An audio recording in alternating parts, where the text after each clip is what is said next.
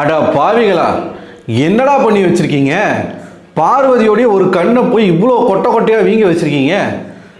தர்மடி கொடுத்துருக்குறாங்கன்னு நினைக்கிறேன். பார்வதி பாவமாக இருக்குது சீரியஸாக. ஆனால் பாருங்களேன், எப்படிலாம் பார்வதிக்கு வந்து ஸ்கோர் கிடைக்குதுன்றதை பாருங்களேன். போன வாரம் ஒரு டாஸ்கில் வந்து தன்னை நல்லவளாக காட்டிக்கிட்டு ஒரு ட்ராமா பண்ணி ஒரு மாதிரி வந்து நல்ல பேர் எடுத்தாங்க. இந்த வாரம் அவங்களா தேடி போகல, அவங்கள தேடி சிம்பத்தி கார்டு வருது. ஆக்சுவலாக இந்த வாரத்துக்கான தலைவர் போட்டி முடிய போகுது. நடக்கலை, இன்னும் லைவில் நடக்கலை. நடந்த போட்டியில் நம்ம சபரிநாதன் அவர்கள் தான் இந்த வாரத்துக்கு தலைவராக ஜெயிச்சு தலைவராக ஆயிருக்காரு. இதை நம்ம நேற்றே சொல்லியாச்சு. என்ன டாஸ்க் அப்படின்னு பார்த்தீங்கன்னா, இது வந்து கார்டன் ஏரியாவில் நடக்குது. முதல் 2 ப்ரோமோ பற்றி இந்த வீடியோவில் பார்த்துருவோம். கார்டன் ஏரியாவில் நடுவில் வந்து 3 வாட்டர் பாட்டில் மாதிரி வச்சுருக்காங்க. 3-4 வாட்டர் பாட்டில் வச்சுருக்காங்க. ட்ரையாங்கிள் ஷேப்பில் வந்து லைன் போடப்பட்டிருக்கு. அந்த ட்ரையாங்கிள் ஷேப்பில் ஒவ்வொரு எட்ஜ்லேயும் ஒவ்வொரு பிளேயர் நிற்கணும். பர்சர் அடிக்கும்போது ஓடி வந்து சென்டரில் இருக்கக்கூடிய பாட்டில் எடுத்துகிட்டு போயிட்டு அவங்களோட பிளேஸில் வைக்கணும் போல். யார் அதிகமான பாட்டிலை வந்து கலெக்ட் பண்ணி வைக்கிறாங்களோ அண்ட் யார் வந்து சேவ் பண்ணணும், அதை கலெக்ட் பண்ணுறது மட்டும் இல்லாமல் சேவ் பண்ணணும், அது கடைசியில் யார் அதிகமாக இருக்காங்களோ அவங்க தான் வின்னர், இந்த வாரத்துக்கான தலைவர் அப்படிங்கிறது இந்த டாஸ்கினுடைய ரூல்ஸ். முதல்ல நீங்கள் ஃபர்ஸ்ட் ப்ரோமோ பார்த்தீங்க அப்படின்னா, திவ்யாவுக்கும் சபரிநாதனுக்கும் பயங்கரமான ஒரு போட்டி.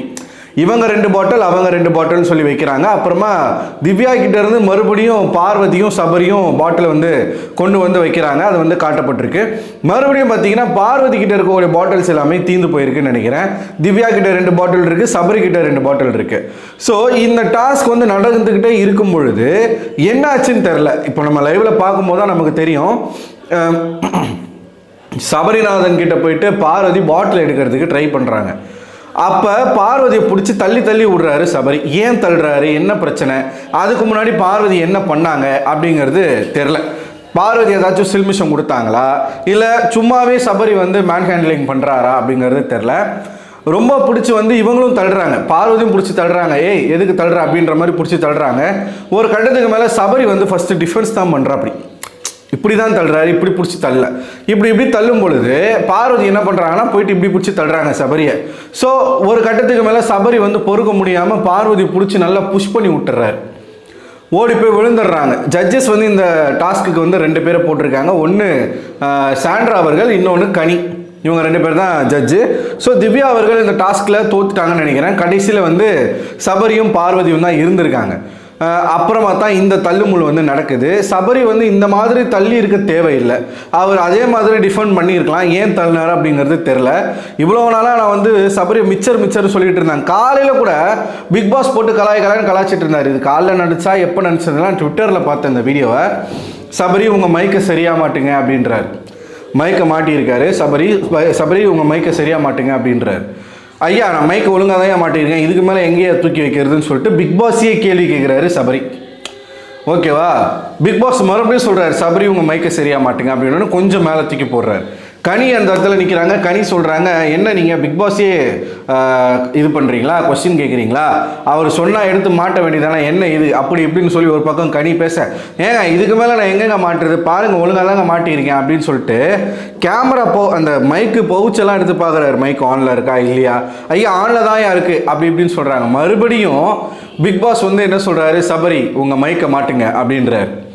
சொன்னோடனே சபரி வந்து செம்ம காண்டாயிட்டு, ஐயா என்னையா, ஐயோ அவர் வேணும்னு பண்ணுறாரு, அவர் சும்மா கலாய்க்க பண்ணுறாரு அப்படின்னு சொல்லி பேசிக்கிட்டு இருக்கும்போது அது வரைக்கும் நானுமே கவனிக்கலை, கனியும் கவனிக்கலை, சபரி சுத்தமாக கவனிக்கலை. என்னடான்னு பார்த்தா அண்ணன் மாட்டி இருக்கிறது அவருடைய மைக்கு கிடையாது, கானா வினோத்துடைய மைக்கு. கானா வினோத்து பாருங்க, அவருக்கும் தெரில அவர் மைக் எங்கன்னு தெரில, கானா வினோத்து மைக்கை மாட்டிக்கிட்டு உட்காந்துட்டு இருக்காரு. அதனால தான் பிக் பாஸ் வந்து உங்கள் மைக்கை சரியாக மாட்டுங்க, அப்புறமா கடைசியில் உங்கள் மைக்கை மாட்டுங்க அப்படின்னு சொன்னது.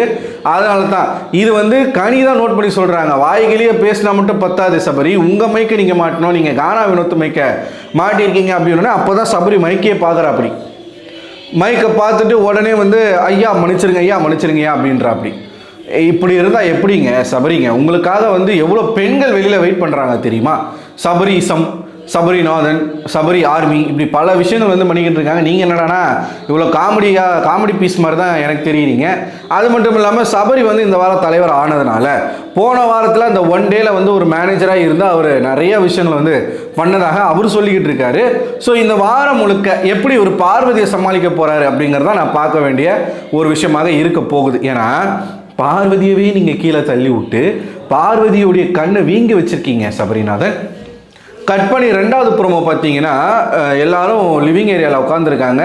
நம்ம வாட்டர்மெலன் இருக்கார் இல்லையா, வாட்டர்மெலன் வந்து அது என்னது ஆப்ரான் போட்டிருக்காரு. ஸோ வாட்டர்மெலன் தூக்கி கிச்சன் டீமில் போட்டாங்க அப்படின்னு நினைக்கிறேன். பார்வதி வந்து நான் தலைவர் ஆனால் நான் ஃபுல்லாக பாய்ஸை தான் கிச்சன் டீமில் போடுவேன் அப்படின்னு வந்து அவங்க பேசிகிட்டு இருந்தாங்க காலையிலேருந்து. அது மட்டும் இல்லாமல் பார்வதிக்கும் நம்ம கமருதீனுக்கும் உண்மையாகவே லவ் ஓடுது போல் பேசிக்கிட்டு இருக்காங்க. பொசசிவ்லாம் வராங்களாம் அரோரா கூட பேசுகிறதுனால. நிறைய விஷயங்களை பார்வதி பேசியிருக்காங்க. அதை பற்றி நான் செப்பரேட்டாக பேச போகிறேன். கேவலமான 4 கேள்விகள் வந்து பார்வதி நோக்கி கேட்கணும் அப்படிங்கிறதுக்காகவே தனியாகவே நான் பேசலான் இருக்கேன். 2வது ப்ரோமோவில் லிவிங் ஏரியாவில் பார்வதி உட்காந்துருக்காங்க. பார்த்தா கண் இவ்வளோ பெருசாக வீங்கி இருக்குது. சீரியஸாக அவ்வளோ பெருசாக வீங்கிருக்கு. நான் கூட ஃபஸ்ட் ப்ரோமோ பார்த்து பரவாயில்லையே பார்வதி போட்டு புலகிறாங்களே அப்படின்னு நினச்சேன். அதுக்கப்புறமா தான் எனக்கு அந்த யோசனையே வருது, இது தப்பு, இதெல்லாம் நம்ம ரசிக்கக்கூடாது.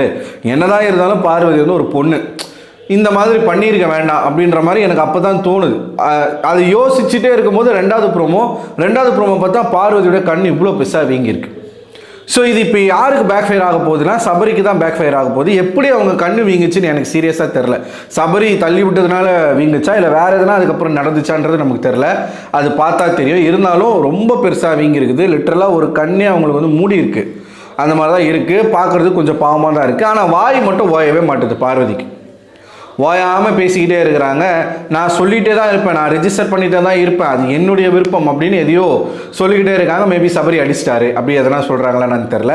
வெளியிலையும் உட்காந்து கமருதன் கிட்ட வந்து பேசிக்கிட்டு இருக்காரு. அவன் இவ்வளோ பெருசாக இருக்கான், நான் இவ்வளோன்னு இருக்கேன், அவன் வந்து அந்த மாதிரி பண்ணும்போது யாருமே கேட்கலையே, ஒருத்தரும் கேட்கலையே அப்படின்றாங்க. ஸோ நமக்கு கிளியராக புரியலை. அப்போ கானா வினோத் வந்து உன்னால் மட்டும் என்னடா பண்ண முடிஞ்சதுன்னு கமருதனை கேட்க, ஒருத்தவங்க அடிபட்டு உட்காந்துருக்கும் போது அதை வச்சு காமெடி பண்ணாதீங்க அப்படின்னு சொல்லிட்டு பார்வதி சொல்கிறாங்க. வெளியில் அந்த சீனை பார்க்கும்போது இருட்டி இருக்குது. ஸோ அது வந்து ஈவினிங் மேலே தான் நடக்குது அப்படின்னு நினைக்கிறேன். நம்ம பொறுத்து இருந்து தான் பார்க்கணும் ஆக்சுவல் சினாரியோ என்ன அப்படிங்கிறத பார்த்து தான் நம்ம ஒரு கன்க்ளூஷனுக்கு வர முடியும்.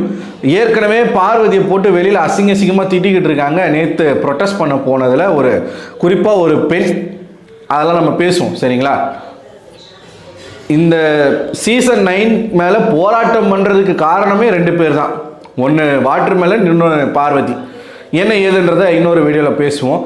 ஸோ நீங்கள் என்ன நினைக்கிறீங்க பார்வதி அவர்களுடைய இந்த ஒரு அடியை பற்றியும் சபரிநாதனுடைய மேன் ஹேண்டலிங் பற்றியும் தங்கள் கூற விரும்பும் கருத்து என்ன என்பதை கமெண்ட் பாக்ஸில் மறக்காமல் தெரிவிச்சிருங்க. அடுத்த ஒரு வீடியோவில் உங்களை சந்திக்கிறேன். அதுவரை உங்களிடமிருந்து விடைபெறுவது நான் அரவிந்தன்.